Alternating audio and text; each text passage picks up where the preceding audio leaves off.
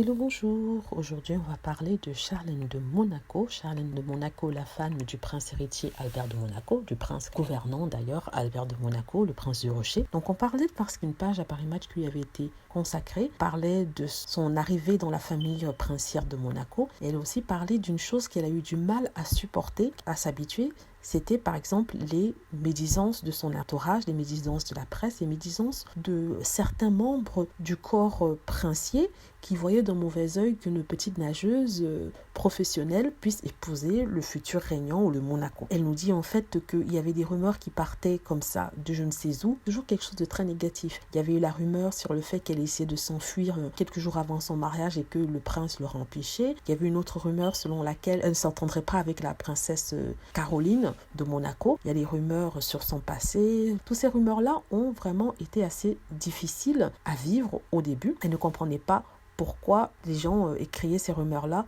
Une rumeur en particulier a été très douloureuse et elle a eu du mal à supporter cette rumeur-là. C'est une rumeur par rapport à ses enfants. Donc, comme vous le savez, elle a 2 enfants, Jacques et Gabriella, qui ont, je crois, 4 ans aujourd'hui. Elle dit qu'elle a eu un problème quand les gens ont commencé à s'en prendre à sa maternité. Il était dû sur elle qu'elle était infertile et que c'est pour ça qu'elle a mis du temps à avoir ses enfants. Elle dit que c'est des choses personnelles qui ont été dites sur elle et ça avait été dit avant qu'elle accueille les petits-enfants. Et même quand elle a accueilli les petits-enfants, on l'accusait d'avoir fait ses enfants par in vitro et de n'avoir pas porté ses enfants et qu'elle faisait semblant d'être enceinte. Donc ça, c'est ce qui a été dit sur elle. Ça me rappelle justement le cas de Meghan Markle où jusqu'à maintenant, il y a certaines personnes qui pensent qu'elle n'a jamais porté le petit Archie. Donc, faire le parallèle par rapport à ça pour dire que tous les deux sont venus d'un milieu pas pauvre. Elle n'était pas pauvre du tout, mais un milieu moyen, mais parce qu'elles entraient dans un milieu assez élevé dans la société. Monégasque pour elle et anglaise pour l'autre. On a tout trouvé pour les insulter. Les attaques venaient aussi de l'intérieur de leur palais. Et ça a été très douloureux pour elle, car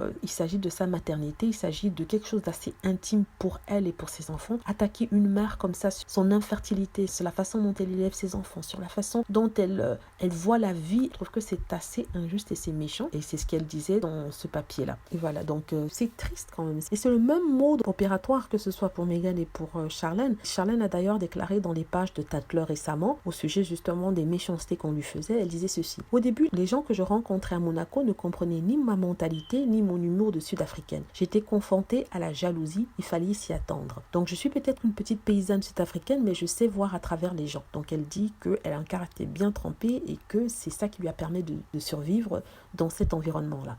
Et même jusqu'à maintenant, il y a certains qui continuent toujours à dire d'elle qu'elle est froide, elle est ceci, elle est cela, sans pourtant la connaître. Voilà, c'est ce dont je voulais parler aujourd'hui. J'espère que vous avez aimé la vidéo. N'hésitez pas à cliquer sur like si c'est le cas, à vous abonner pour plus de vidéos et à cliquer sur la petite cloche afin d'être averti lorsque je poste une nouvelle vidéo. Merci.